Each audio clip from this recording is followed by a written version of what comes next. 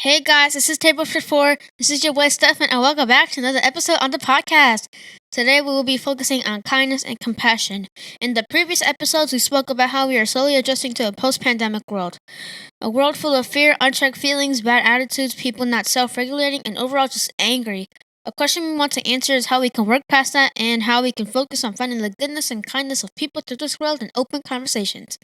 Hey Adrian, can you tell us more about this episode? Of course I can. What's going on, listeners? Our conversation is based on the book and movie titled The Boy, the Mole, the Fox, and the Horse by Charles Mackesy. We dig deep into the story and try to understand these characters and how they relate to one another. Our discussion and interpretations of the story are unique, and we want to explore the story together as a family.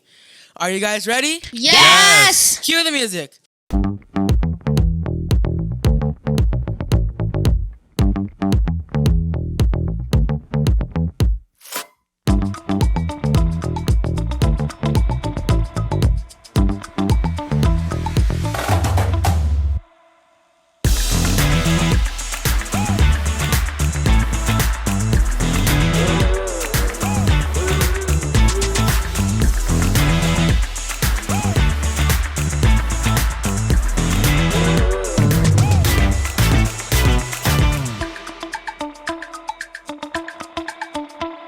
Hey guys, this is Stephanie. This is Andre. This is Adrian. And this is your boy Stefan. And this is Table Table for for Four, Four, a a family family conversation conversation podcast. podcast. How is everybody doing?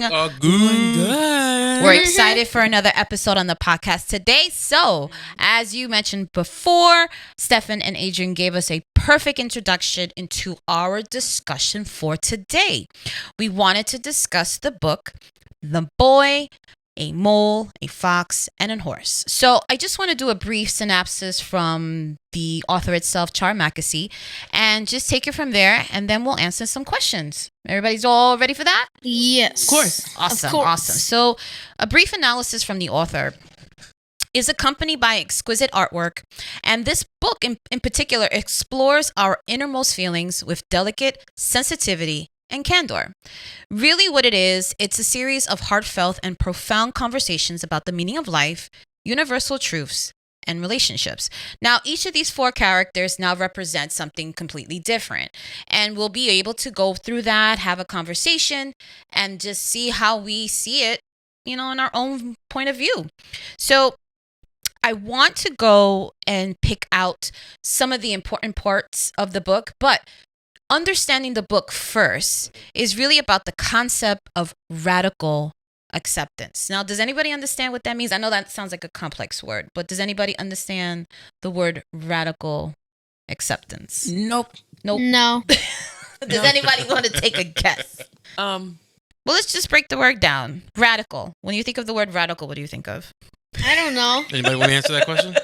And when I think of the word radical, I think of maybe like something cool, maybe something. Okay. Okay. Not in that sense, but radical could be extreme. Extreme. Yes. And maybe- what about acceptance? Acceptance. Like you accept something? But the key to defining a word is not using the same word to define it. So try to use another word to define the word radical acceptance. Anybody can think of it? Like forced acceptance? Forced? Okay. Force. No, I don't really think it's about something forced. But the concept of radical acceptance is demonstrated in this book as a way as the characters are learning to accept themselves and others despite their flaws. So that is the concept of radical acceptance. Now, thinking about this in our theme of this episode today, we're trying to find kindness and compassion. So once you accept that you have these flaws and you can accept it in others, then you are successful in not only being kind to yourself, but being kind to others as well. So in this story, it's very important to kind of be kind to yourself as well as being kind to others. So the first question I want to ask is, what are your opening thoughts on this story? Stefan, why don't you go first? I think the opening thoughts were nice because it introduces the mole and the boy, and they got along like really fast. So it was a nice opening. It was a nice opening. Yeah. What about you, Adrian? I think the overall impression of like the whole story is like, I think it's like life lessons, the whole story. Because some of them are like, it first starts with like the boy and then the mole. They get along really well. And then the fox and the horse. The horse is like insecure. And the fox is like, I think it's like embarrassment. Because for the fox, I don't know. I think he was nervous to speak at first because sometimes he feels like he's not heard. And then the mole, if I don't really know what the mole was kind of like there for. You think he was thought there the for mole moral was there- support? I thought the mole was just there for cake, as it said, throughout the whole movie. He was the hungry one. Yeah, the hungry one. Do you relate on any spectrum with him? Do you relate with him on any? I mean, the food part, yeah, but The food part, anything okay. else? He wanted cake. The mole wanted cake.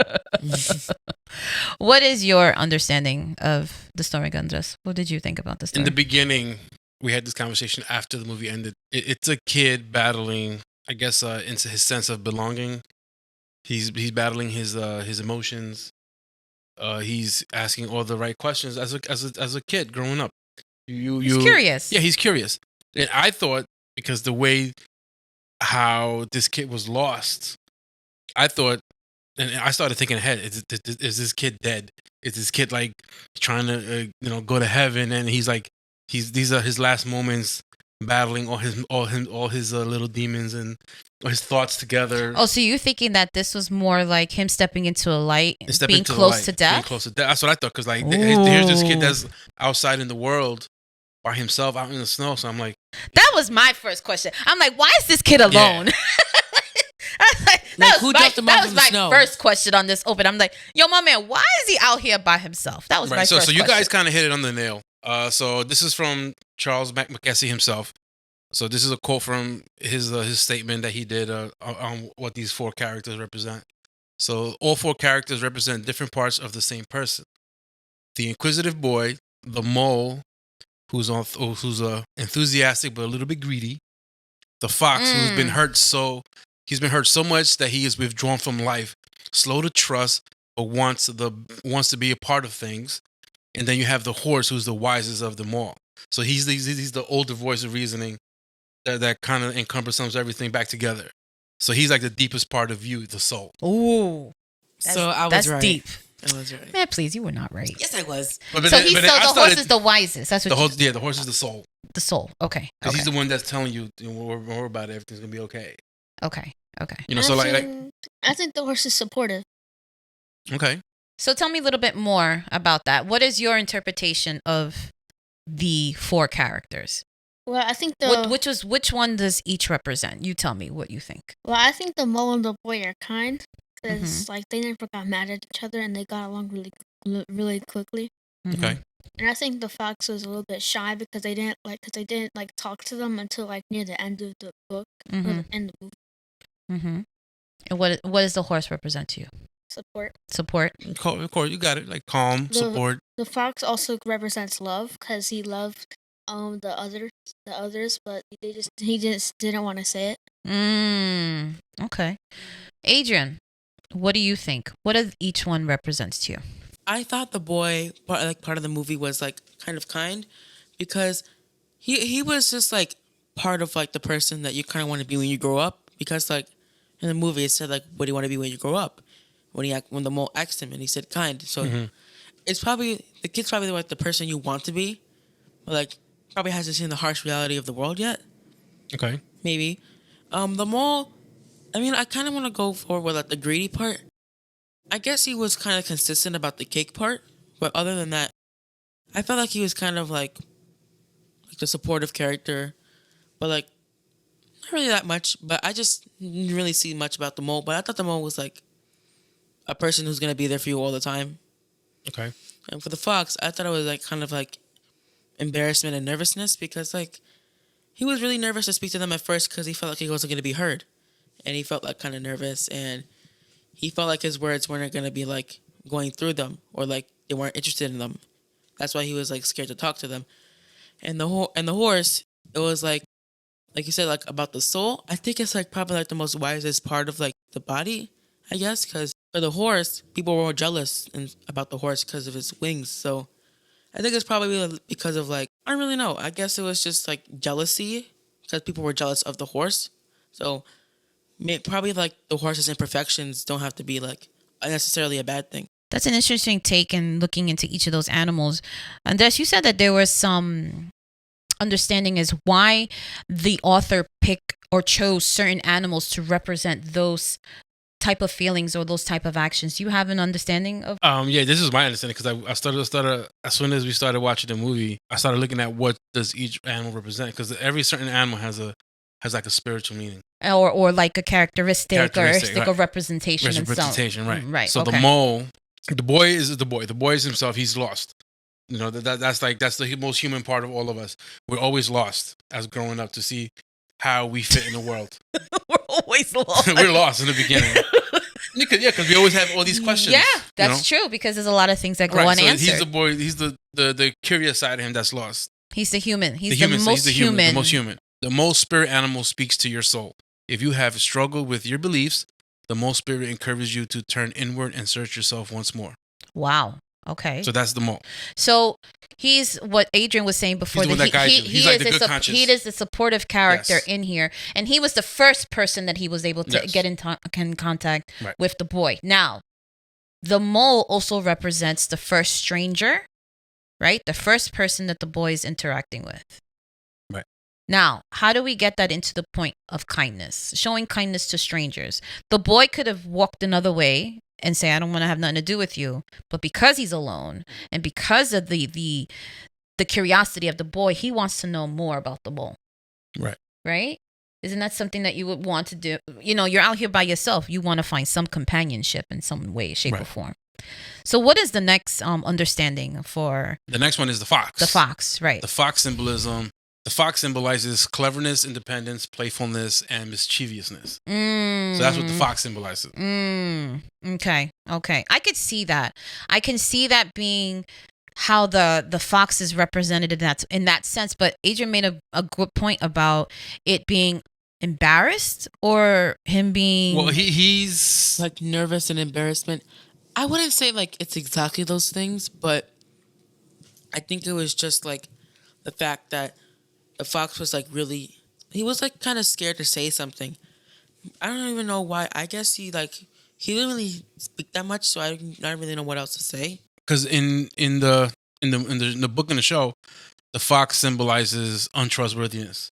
Okay. Because he's been let down so much that he's driving himself away from everybody. But yeah, he still wants to be a part of it.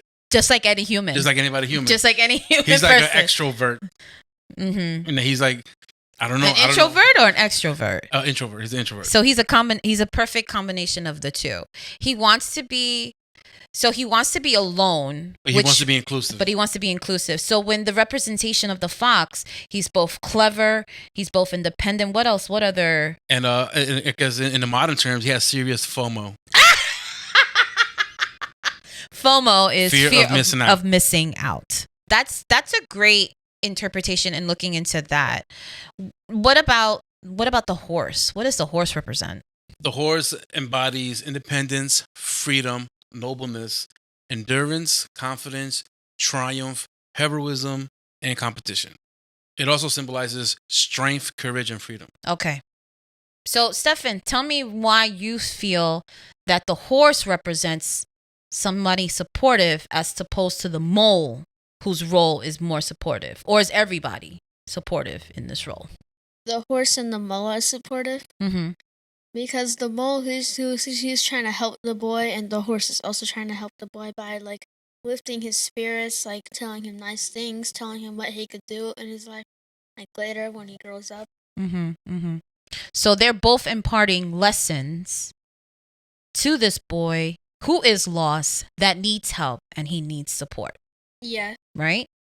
So when thinking about this story, right, what was one of the first quotes that Adrian brought up? I thought the first one says, let me see. The quote that the mole said to the boy was a question, which was, what do you want to be when you grow up? And then the boy responded with, kind. So that was the quote that was from the movie. So what is your interpretation I guess like, what do you want to do? Like, how you want to approach things when you grow up, I guess. Mm-hmm. Because like the boy, he was just like trying to like find a way out of the world, I guess. I mean, not really like that. You mean find his way because he is lost, literally. Yeah, like he literally is lost. But Mm-hmm. yeah, I just thought it was kind of like a really nice question to ask. Because like, what do you want to be when you grow up? You want to be mean? You want to be kind? You want to be like responsible? You want to be But savvy? he could have answered it anyway. He could have said rich. He could have said anything, anything.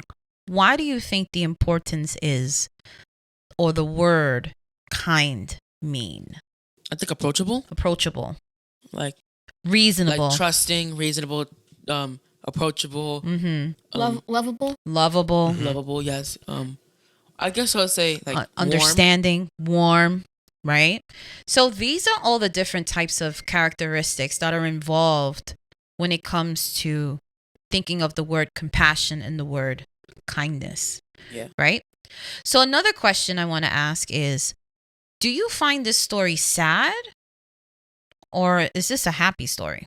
I think it's a happy story because the boy found some people he could trust while he was lost, and they helped him like find like a home he could stay in. Okay. So overall, they found their way home for him. Yeah. Okay. So like all the animals are trustworthy, and they only wanted to help him. Okay. Agent, what do you think? Do you think that this was a happy story, or do you think this was a sad story? I think this was like a pretty. I don't really know. I think I would say in between, but on like what I would think is like more of a happy story, because at first it's like showing like the boy is scared and he's lonely, but then when he meets them, he starts. It's like it like gradually gets to like a happier, but then like it's like a chart. It goes up and down, up and down. So first it starts off with the boy being lost, and then finds them all. It's happy. Then the tragic event happens with the fox, and then goes up, and then the storm, and then the storm goes away. So it kind of goes up and down. But I would say overall it's like a happy story. Overall, you think it's a happy story? Because like what Stefan said, the boy was happy the whole time. Well, not happy the whole time, but he was happy throughout the story. So he kind of felt appreciated, accepted, like loved by the people he found. So I guess it'd be like a happy story, yeah. So this brings us back to radical acceptance, right?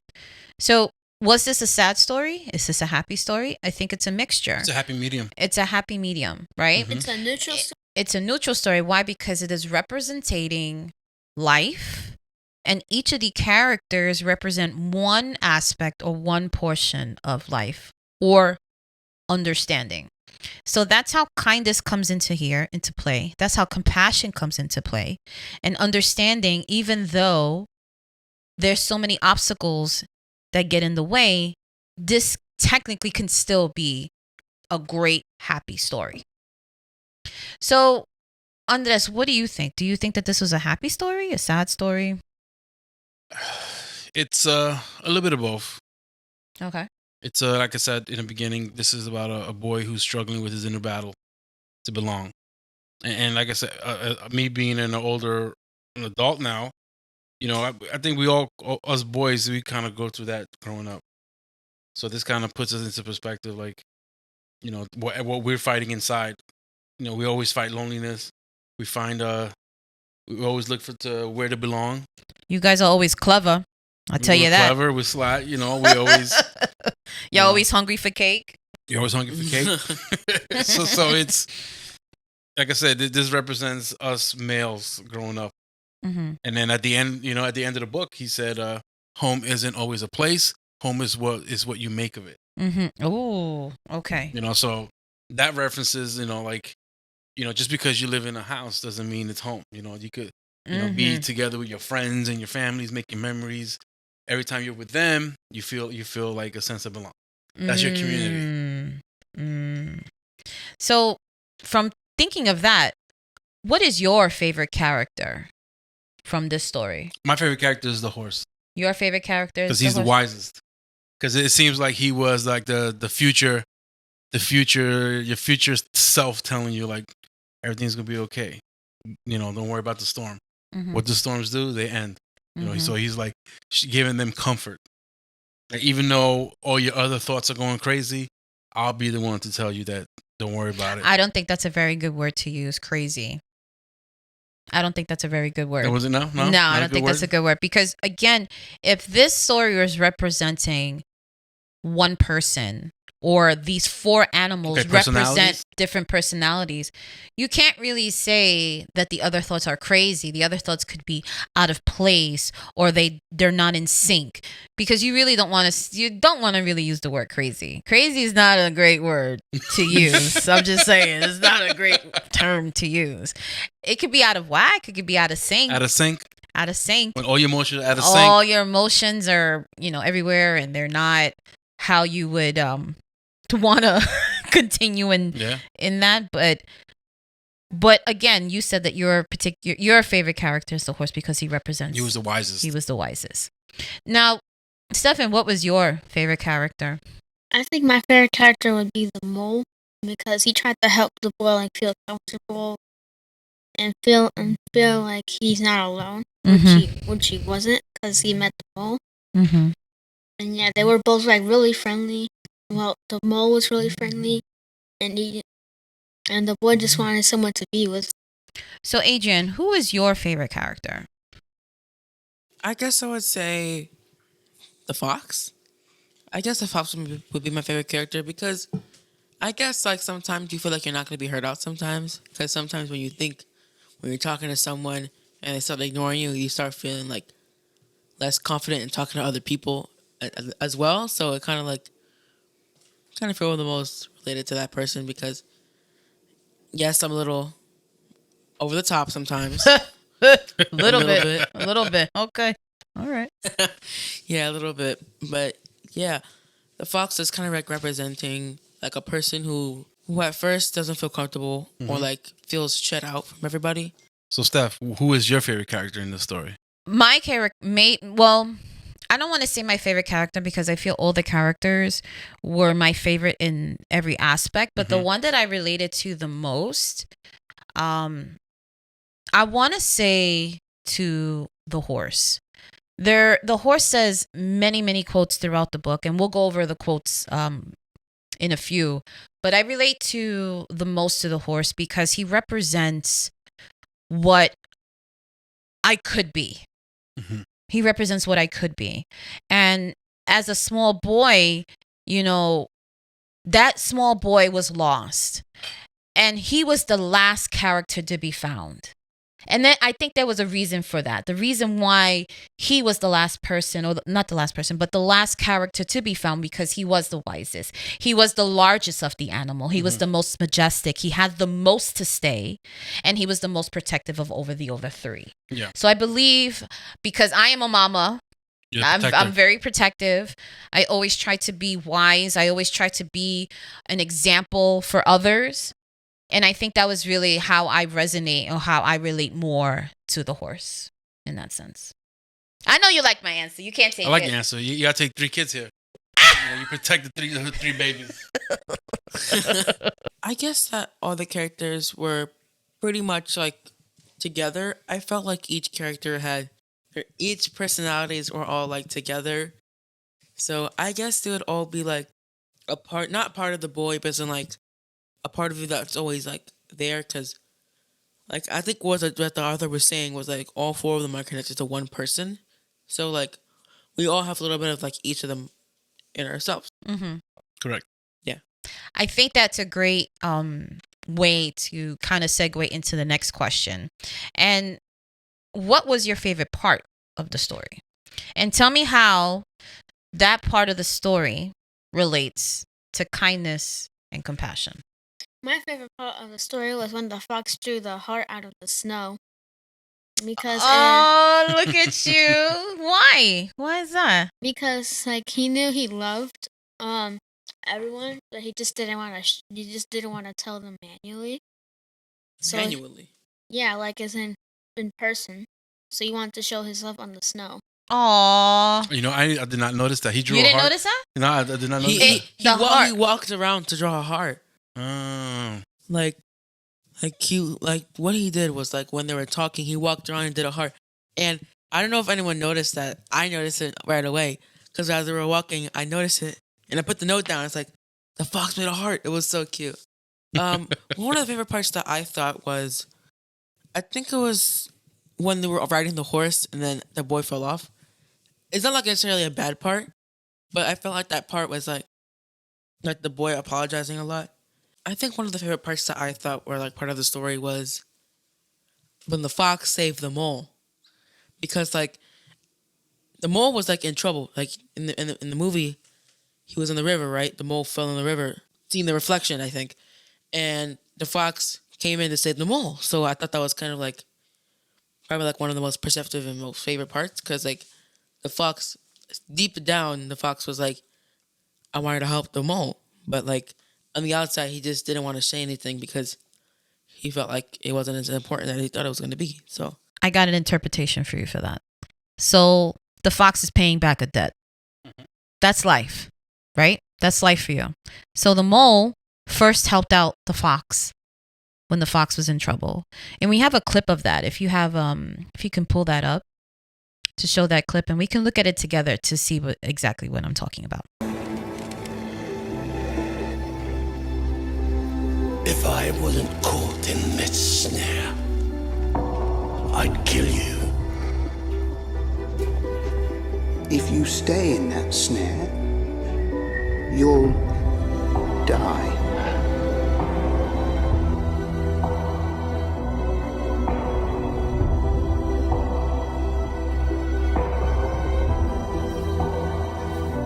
Oh, the fox is back. Do you think he's coming with us? Oh, I do hope so. Maybe he's lost too. But I think everyone feels a bit lost sometime. I know I do. The fox never really. So looking at that particular clip with the mole, he's supportive, right? He is representing being brave, right? He knew 110%. If he got close to the mole, that mole he could have been done with. Yep. But he worked past his fear. He helped a stranger through kindness and compassion, and he was still able to let the fox free. So now the fox is now indebted because he saved them. He said to him, if you stay here, you will die. So now the fox is also kind of like obligated to repay him back for him saving his life. he didn't have to. You're right. He didn't have to. Right. He didn't have to. But like I think part of him felt like he had to. Why? Because fox also represent being noble. Same thing as a horse. They also represent nobleness. Yeah. Mic drop. Mic drop. So I want to go back to that point where you see where the mole comes in. He helps the fox out. The mole says a great quote that I think is one of my favorite quotes from the story itself. One of our greatest freedoms is the way we react to things. Now, this represents how we control and how we react to things in life, especially over difficult situations, right? This represents everything. Yep. We sometimes cannot control our situations, but we can definitely control how we react to them. And I thought that this resonated with everything that could have gone wrong. I mean, a lot of things could have went wrong, but because of this particular situation, and you're mentioning about this being one of your favorite scenes, I can understand why this was one of your favorite scenes. Stefan, can you tell me what is one of your favorite parts from this story? That was your favorite part, right? Yeah. Okay. Andres, what was your favorite part of the story? My favorite part was when the mole said the greatest illusion in life is that it should be perfect.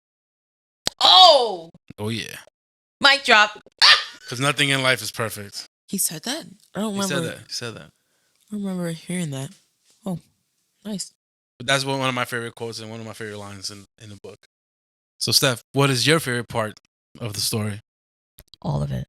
No, I don't know. My favorite part flavor. My favorite part of the story was the point where everyone gathered together with the horse and they were flying in the air. And I thought that was very, I don't know. Oh, when he turned into a Pegasus. When he turned into a Pegasus. The understanding is that the story behind the horse itself. I think I know where you're going with this. You know, you see where I'm going with that? He represents the soul, right? Everybody's coming together, taking that ride with him. But he mentioned that he was hiding his wings because the other horses were jealous. Yeah, he was fitting in and not being himself. Right. He was not shining. He wasn't. They were trying to dim his light. Yep. And for all of them to come to him and say, well, it don't matter if you got wings or not. We still love you regardless. Right. So for them, but that's not the horses telling him that, which is AKA reference to other people in this group. This is other people that are not associated with that group. Like, yo, don't worry about them. Everything's be okay. We still love you the way you are. Flaws and all. Flaws and all. Radical acceptance. So that part in itself was a representation of the culmination or the climax for me for the story. That was probably my favorite part of the story. That was a good part. So I want to go back and talk about some highlights in sense related to the story. So for me, in the beginning of the story, the importance of manners. Throughout the story, there is a repeating words. I'm sorry, thank you, please, things of that. Manners are a very important part of life, right? Very, very important. And as parents, we have to, I'm going to say manners especially count. As parents are always trying to teach manners. Now, yes, along and values, along with manners and social cues. Listen to that again. Manners and social cues are a difficult thing to teach, right? Some examples, right? Think of this. Not always speaking your mind out loud. That is what something that the horse said and also the fox said. The fox did not want to say things out loud because why? He thought that he would have nothing interesting to say. Right. Right? So you don't want to say things out loud because you're afraid of what might others think or what others might say. But personally, with manners, you don't want to say anything out loud that can be disrespectful. That's what manners are. Tell me what you think about that, Adrian. I think I noticed was that I think while they're having the conversation about like the fox saying having nothing interesting to say, after that the horse said something about being honest is interesting enough. I think absolutely because like I think being honest but not too honest, like deeply honest, is not really like we don't want to put that type of burden on. No, he said saying nothing. No, it's still interesting. What? That's not what he said. That's what he said? That's not what he said. Being honest is interesting. Being honest is always interesting. Right. But again, as we try to gear through being honest, there's also an interpretation of manners and social cues. If you're saying something to be honest with somebody, you want to say it in a way that you're not hurting people's feelings. Right? So that is a difficult thing to learn, and that is the purpose of learning through manners and things of that and social cues. Another example would be staring at someone for too long, right? Why are you looking at somebody up and down? That would be looked at as somebody being inquisitive or somebody being curious and things like that. But the social cue that we have to teach is that you can't stare too long at somebody because it might be deemed disrespectful. No, but if you're talking to somebody, you're making No. eye contact. I said specifically, if Just you're staring at somebody for too long, not saying a word. Those are fighting. It's a silent judgment. Yes. It could be interpreted as silent judgment. So that's why we have to be mindful and in those types of ways. And that's all part of manners. Another thing is personal space. personal space is a very important thing because we have to teach personal space. Maybe not everybody is comfortable being hugged. Maybe not everybody is comfortable, being touching and feeling and things like that. That is something that we have to teach. And it's a social cue as well. People personally don't like to have their hair touched. You must need consent. People sometimes don't like to be hugged. You need consent. And that is something that I believe a lot of families might still have difficulty with. Oh, go give your aunt a kiss. Go give your uncle that. Nah, I'm good. Like, I don't feel comfortable doing that. That's how it was growing up too. That was how it was. Give them a kiss. Say hi. I'm like, no, I'm good. I'm good. And I think that's just that's another part of having manners and another thing of realizing and recognizing social cues. The last example I want to bring about is being aware of your surroundings. So now the fox is representing that part that is not trustworthy, right? So when thinking about that part in itself, manners, kindness, compassion, social cues all come from being able to understand who is around you, how do you interact with everybody, and being able to understand those that are around you. So I think that's very important when we think about these things when it comes to the story and how it's being interpreted and how it has to come to some understanding. So I want to keep going and saying different parts of the story. How has this story changed the way we behave and interact with strangers? Now we're talking about manners and social cues. How does it change the way, or how does this story change the way or how we interact with strangers? Stefan, can you tell me a little bit about that understanding? It encourages the boy to talk with others. And what else? To be trustworthy. And be kind so you get respect from others. Show respect to others so you don't get disrespect from others.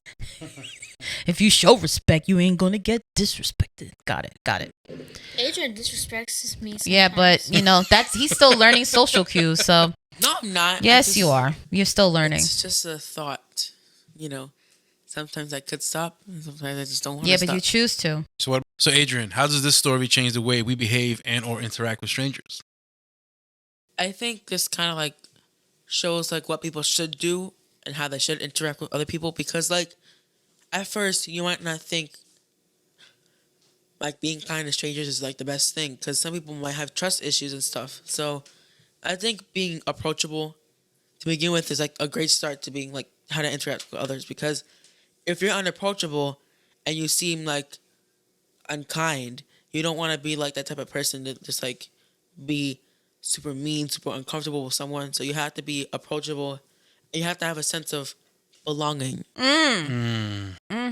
Big word at you, a sense of belonging. So with that sense of belonging, I'm gonna keep saying belonging. But I think that also has a sense of self-confidence, right? I know in the beginning we mentioned in previous episodes we talked about self-regulating. So when we self-regulate, we regulate ourselves in a point where things could be going bad around us. And the other quote that comes around is that we have to be able to control how we react to things. So if we self-regulate and we have a better understanding of ourselves, then we're able to react or interact with others without being so judgmental. Yeah. But I want to continue with not with how we see the story as a mirror of ourselves, but the story itself is about the interactions of strangers. Even though we think that they're strangers, they're essentially all part of one person, right? And that's according to the author. But I want to continue saying that helping strangers, even when you're scared and your gut tells you not to, is something that makes you more brave as an individual, right? As myself, as a future nurse, I see myself that I'm going to be constantly helping strangers that I have no clue. I have no choice to continue helping strangers. And I think to me, that would be a rewarding career because I will never know what goes on their life unless I start to get to know them. But I still have to remember what? My manners and my social cues. Not everybody's so receptive. Not everybody's happy, because most of the time you're at the hospital is because you're sick. You're not feeling well. So not everybody's going to be happy when they see me. So I have to learn to be confident in myself and in my skills, that I'm going to be able to help this person in whatever whatever they have, and help them in their need. So I think this story is like a great reminder, is there's no way that I can predict the future. The only way that I can do, or what I'm in control of, is how I react to those situations, whether happy or difficult, sad, in that sense.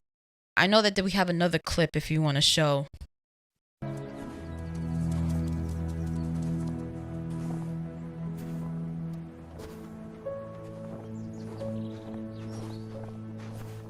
Oh, the fox is back.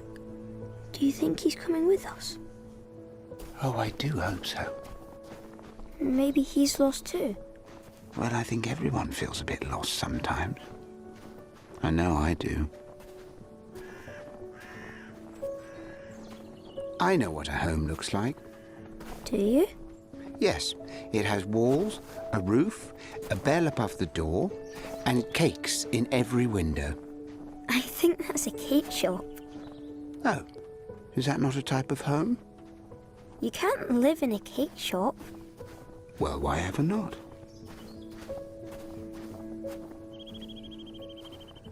I think home is somewhere warm and kind, with lights. Oh.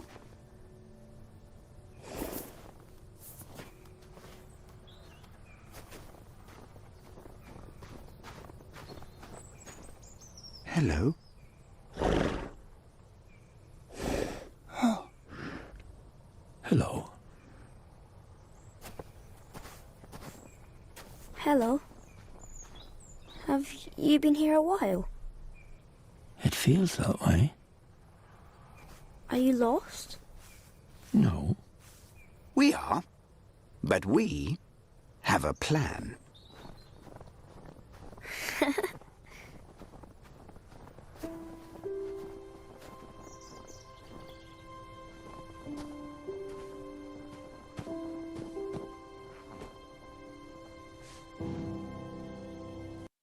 So when seeing this clip, you see that there's an introduction to the horse, which is one of the favorite characters that I resonate with the most in the story.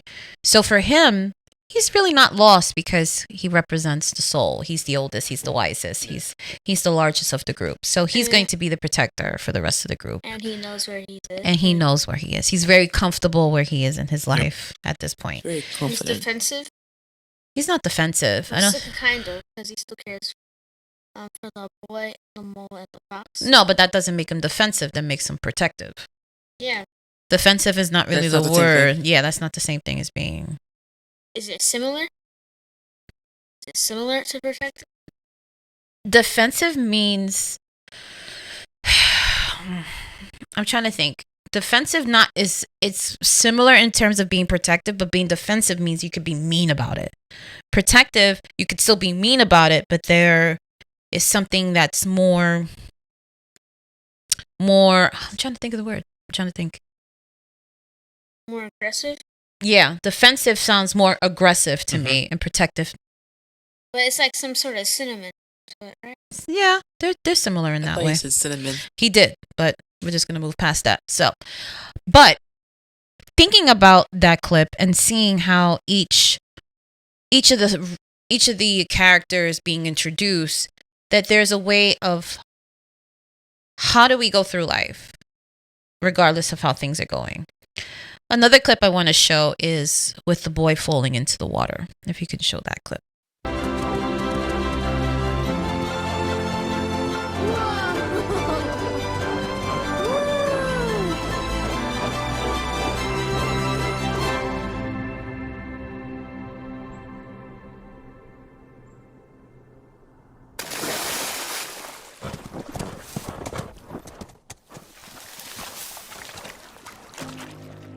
You fell.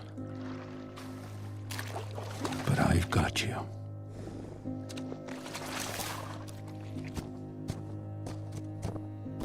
Sorry. It was an accident.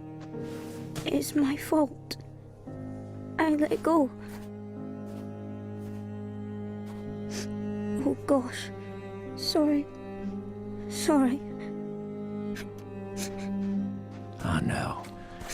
Tears fall for a reason. And they're your strength, not weakness. I think you believe in me more than I do. You'll catch up. Life is difficult.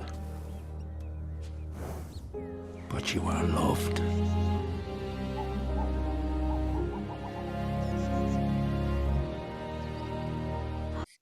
So now you see this clip where the boy is opening his arms while riding the horse, and life reminds you that you could fall right in the water. Anytime. Ice cold water to remind you that life is not always what it is cracked up to be.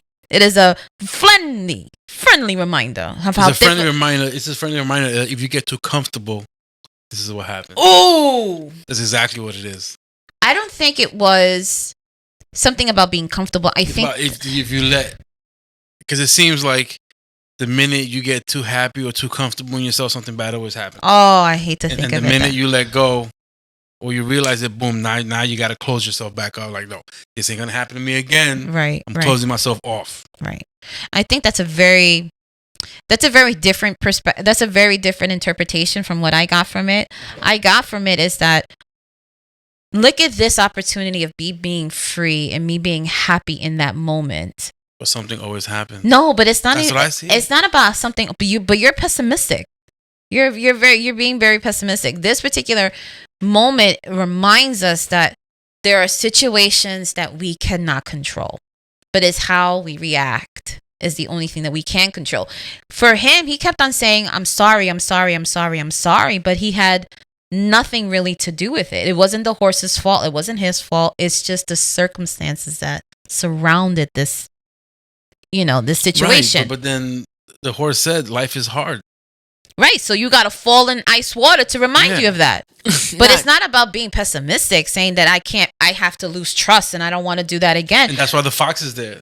That's why he represents. That he don't trust nobody. Exactly. Each only trusts himself. Like the minute, and you could tell, like, the way these animals are portrayed, and like the mole is small, the fox is medium sized, and the horse is your soul. That's the biggest part. This is the biggest animal out of all four of them. So he represents your soul, because your soul is what? Your soul is huge. Your soul is your whole body. It's your everything. It is your essence. It's your essence. It is your mind. It is your brain, being. body, and soul. Your Exactly. being. But I think when we think about the clips and we think about the story from beginning to end, there's a lot of quotes from this story that talks about from a storm and remembering just because things get hard that you cannot forget that your parents, that your friends, your loved ones, they all love you regardless of those situations. We have a clip of that. We have a clip of that as well, right? Yep. Oh no! Where are the lights? I can't see them anymore. It feels like we have such a long way to go. I know. But look how far we've come. I just don't think I can do this. I'm never going to find a home. You know, sometimes your mind plays tricks on you. The fox speaks. It can tell you you're no good, that it's all hopeless. But I've discovered this. You are loved and important. And you bring to this world things that no one else can. So hold on.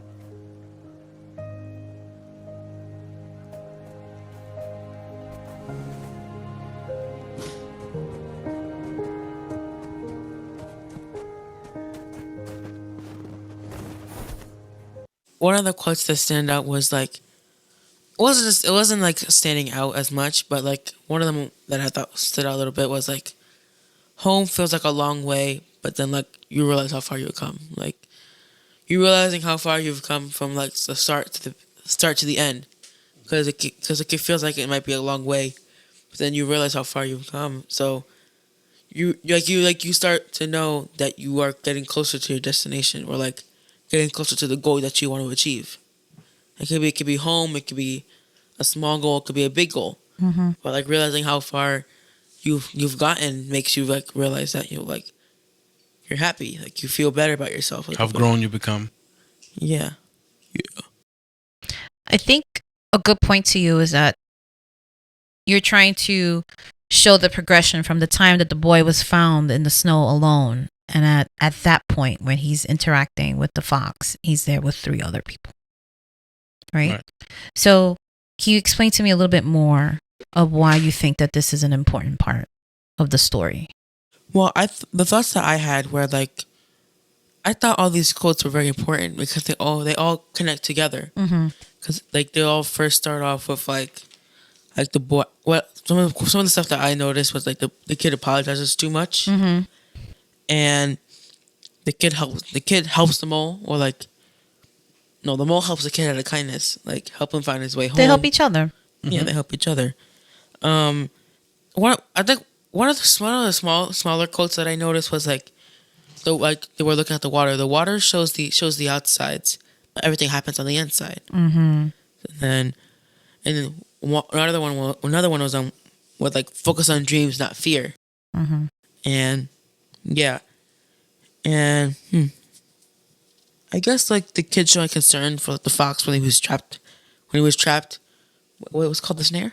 The snare. When he was trapped in the snare. So, and the mole helped the fox, and then the fox saves the mole out of kindness, or like as you said, in debt. So, yeah. I want to go back to your point about the river. What do you think? Do you think the river represents anything? Reflection, like a mirror, like what we see in ourselves. See, oh, so wise, so smart. Well, I'm gonna tell you what I feel like this represents. When This scene? from this particular scene, Okay. where he doesn't see the light, that means the light is lost. That means he's probably down and depressed and probably sad from where he is in this point in life.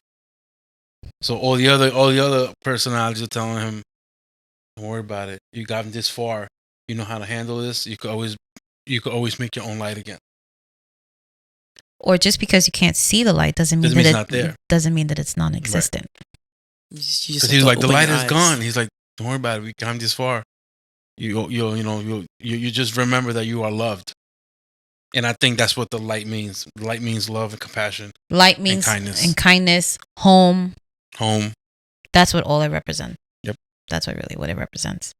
But I want to continue with finishing up with some of the quotes that I saw here. And the last question I really want to focus is, how can you be kinder towards yourself? How would you really answer that? Like, I would guess don't beat yourself up when times get hard. or don't like make yourself feel downer than you already should be. Believe in yourself. Well, Like trusting, Yeah. like trusting yourself. Trust others that you trust. Mm-hmm. Don't get involved in dangerous situations. Okay. If it's preventable, absolutely.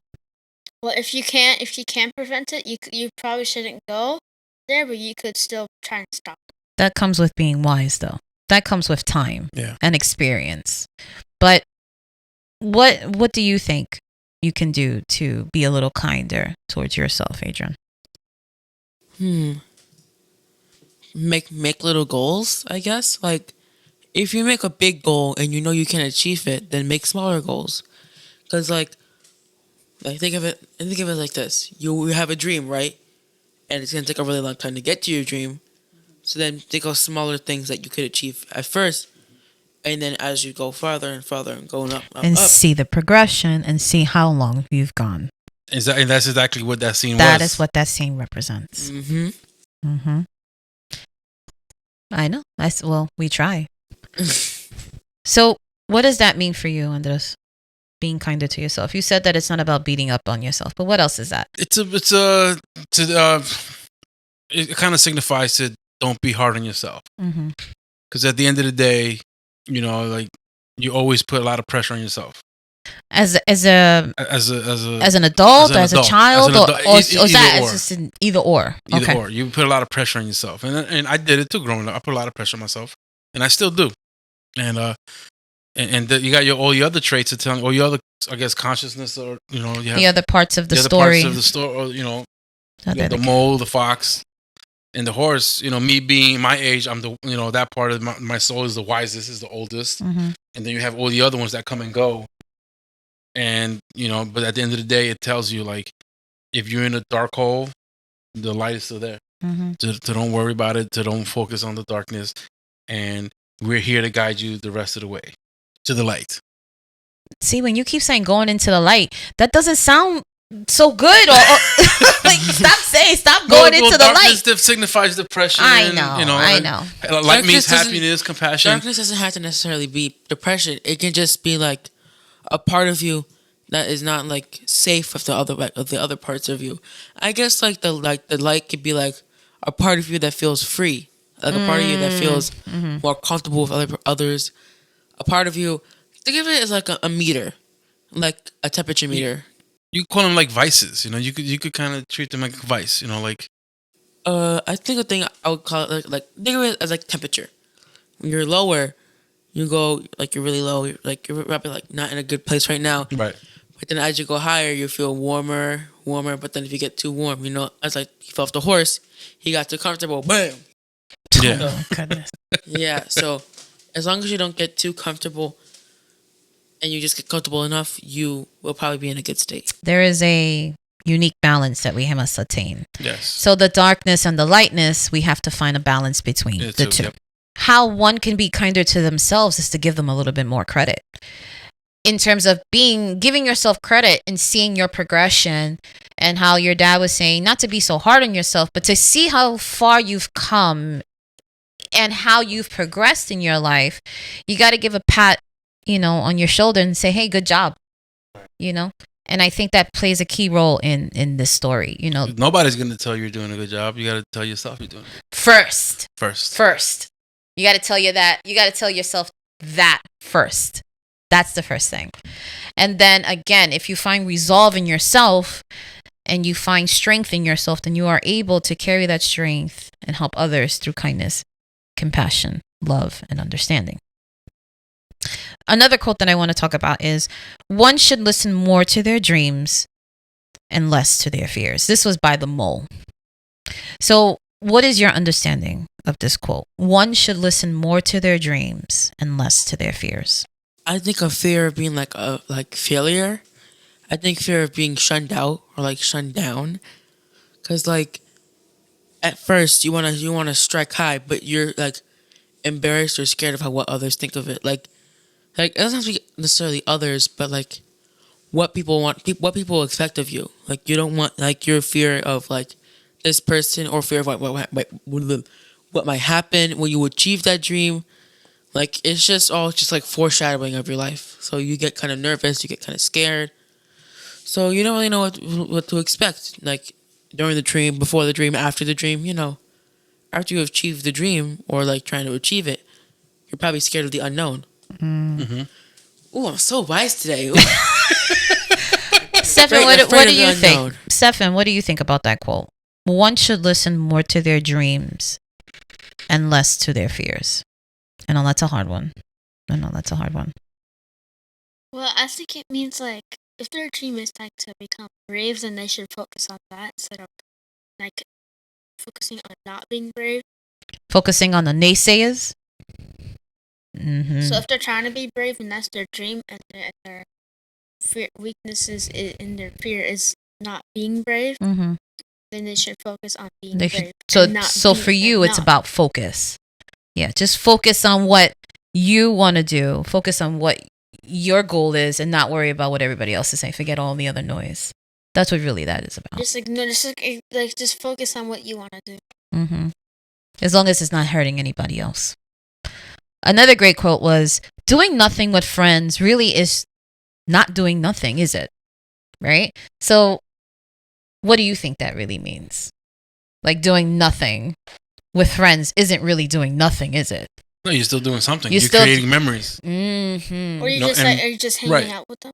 hanging out with them. But I'm gonna go back to the other quote where One know, should listen more to their dreams than fears. yes, because number one, we set high expectation for ourselves, Who? our individual selves. Like I set high expectations to myself. Why And do you you do? set Why high do And then you? sometimes you're oh so scared of the unknown. Like Adrian said, like you're so scared of the unknown. And I feel like one of the best quotes that Will Smith ever said was, "Sometimes the best thing in life are on the other side of fear." Because you're always scared to take that step to for your dream or anything that's remotely better in your life, Mhm. but you're always afraid of the unknown. Will this work out? Will I be good at this position or something? It works for careers, anything. You're What- always scared to put that one foot into the other side of the door. Here's what I will say about that. If you are afraid, you might surprise yourself. Mm-hmm. It's true. You might just surprise yourself, like, what was I so afraid of in the first place? Right. I think that might be the outcome of that in particular Yeah. quote. You might scare yourself. Be Yeah, like, oh, yeah. I'm good at Like, this. am I good enough for this career, this Mhm. position? Will I ever be good enough for this person? Will I ever be a good You know, parent? Will I ever do this? it's Will I ever everything, trust you know? myself? Right. It comes to down that quote encompasses everything in life. Mm-hmm. Relationships, job opportunities, Parenthood, decisions, relationship, everything. mental health. Mental health, like you want to talk to that girl, you're gonna be scared. You get butterflies. You get that Holla feeling, at her. you know? She might be your wife. If it's somebody you like, be like, you know what, you'll never know. You'll never know the unknown unless you take that first step, Mm-hmm. which is that fear. Yeah, but you don't want to. You want to get. Again, let's take it back a second. Remember, you want to remember your manners.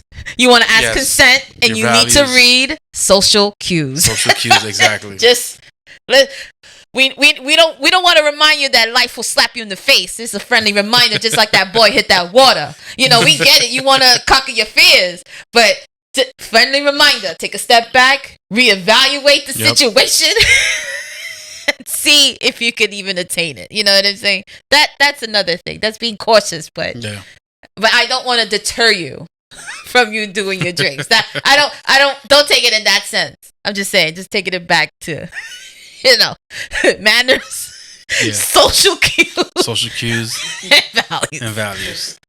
So I want to continue with a few other quotes before we finish this before we finish out this podcast episode. And I want to thank you guys for really taking the time and to listening, and the boys did an amazing job interpreting and reading and looking into the movie and finding the messages between themselves and having a better understanding, relating it to themselves.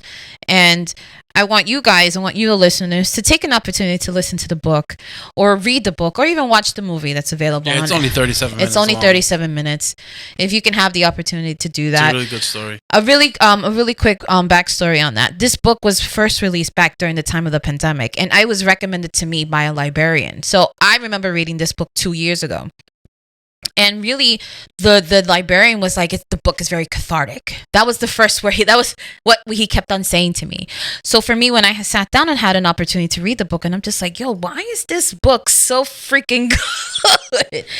It's very simplistic in its artistry, in terms of comparison to other books that are more complex and things like that. The simplicity of the message behind this book was more effective than any books that I've read 400, 500, 600 pages. Right. And this is like an illustration book. And it was done it's not as much beautifully. text. Exactly. And it was done beautifully. While I was reading up on this the author Charles Mackesy, he wrote this book during a winter storm, and this is why we get the setting during the storm. In the snow. In the snow. Wow. So okay. he was in his barn. I think he's in West London, somewhere in Europe. In Europe. Mm-hmm. And while he was writing this book, he lost his friend during COVID. He lost one of his friends. And this was during the COVID. This is when he wrote this At book. the height of it. Right. And then a lot of nurses resonated with this posting because he would always post illustrations on his Instagram. And this was one of the first posts that he did that a lot of nurses resonated with this post, this image, because it says this is one of the illustrations of the book is here, and the quote on the page, it says, "What's the best thing you've learned about storms?" And that they end. And a lot of nurses related to this because we were during the COVID storm. All the hospitals were getting the pandemic. Packed with the pandemic represented that storm. You know what? At the end of the day, no matter how long this pandemic was going to be here, it was always an end. It's gonna end. It's gonna have to end. It's gonna have to end sometime. So this was like a very popular image that was posted in hospitals all over the UK, and this is before the book came out. Yeah. So he had a lot of support from the nursing community, from the hospitals, from the medical community. And again, almost 2 years later, we still are reeling with a post-pandemic world, and again, we have to continue trying to find kindness and compassion. We still have to try to find understanding. And even with books like this and having open conversations with your family really, really opens up that conversation of understanding and how things might still look bad post-pandemic. We still have to find some balance on how we control the way we react to the rest of the world. That's really what it all boils down to. The other quote I want to bring up is, "You are small, but you make a difference." This was quoted by the boy. Now, this is in reference to how the mole was the smallest character out of all the 4 that were in the book, but he was the first one to be introduced to the boy. He was the one that kind of pushed the boy. He was the one that tucked himself into the boy's shirt. He was the one that kept asking questions and kind of encouraging him to find the river, which is the river was representing of change, constant flow, right? So thinking of that, what else that's small in your life that still makes a difference? The cats. Animals, right? We think that. But what is something small in your life that makes a difference, right? Your children could be something small. Your plants could be something small. Your jewelry, your anything. Anything that has a significance. Anything that, well, money makes the world go around. But anything small, regardless how small it is, can still make a big impact. So I thought that was a very important part of the story that was really, it took a toll on how, or kind of controlled the narrative from beginning to end. The last quote for this book that I thought that it was one of my favorite quotes from the book is, "What is the bravest thing you ever said?" And the word was help. This was quoted by the horse. The horse, who is the representative, the soul. The soul is asking for help. So the bravest thing that you can do, or the bravest thing that you can ever say, is help. That is what represents the post-pandemic world. If you need help, Then get help. ask for it. Get it. Get the help. Get You need the help. then Right. Get the help. Get I it. guess it's really scary to ask for help most of the time. Right. Call 911 to get help. You have to do whatever you need to do to get help. That is the bravest thing that anybody can do, is to ask for help and to recognize that they need help. So that applies to anybody, everybody. The bravest thing that you can ever say is help. I want to thank you guys for joining us today on the podcast. I want to thank my amazing family that's here, that sat down with us. I can't tell you how happy it made me that you guys were able to find interest in this story and to find the meaning in this book and the meaning in this movie. So I'm super, super grateful that we are able to share that with you guys today. It was very interesting. It was very interesting, right? I thought the illustrations were really nice, like the colors. Like from what I think, I thought the illustrations like represented them really well. Mm-hmm. I think the animal choice was really great. Mm-hmm. Like the horse was probably like the most like the one that stood out because The like, more symbolic. Yeah, he was the most symbolic because he was Pegasus. Pegasus is like the unfailing unicorn, right? He was non- white. He was a white horse. Yeah, he was like the part of you that I felt like the horse was like the part of you that feels more creative. Mm-hmm. Because like I thought the horse turning into Pegasus, like it was like a symbolism like you're comfortable, more free. I Mhm. guess it'd be like more free. You're free because Yeah. flying Yeah, makes you feel free because there's no restriction in the air and there's nothing to really it makes you feel safer. makes you feel safe. Right. What are the key takeaways from this story for you, Andres? One of the key takeaways is don't be hard on yourself. And there's always better days, even if you're down, and things shall pass. Stefan, what do you think? What do you think of the key takeaways from this story? Trust others you love, and love yourself and encourage yourself to do more. Mm-hmm. Good answer. Love yourself and encourage yourself to do more. Agent, what do you think is the key takeaways from this story? Well, pretty basic one. Love yourself more. More like another one is like I want all you guys' answers. So like kind of like don't be hard on yourself as well, because like try to be more open to people that like you trust more often than you should be trusting people. I don't really know. Or is it you're trying to say be more open with people that you might not be familiar with, or be open to more different opinions or different, aspects or different outlooks in the world? Like how you represent yourself to someone, because if you represent yourself as like a funny, loving person, then you have to always keep that standard up. But sometimes you have to be like, when you're being honest, you have to be open about yourself. You have to be more understanding, More receptive. vulnerable, more More- receptive, and more vulnerable. more like loving. You know what I'm saying? I get you. What about you, Steph? For me, the key takeaway for this story is it's like this is life. This is life. You're gonna have your ups and downs. You're gonna have your happy moments. You're gonna have your low moments. This just represents life, and I think the timing of this book represented that. The messages, the quotes, the whole spirit of this story really just takes it apart and takes it for me, and it just represents life for sure. Yeah. And with that, we're going to close it out. I want to thank everybody for participating. I want to thank you guys listening.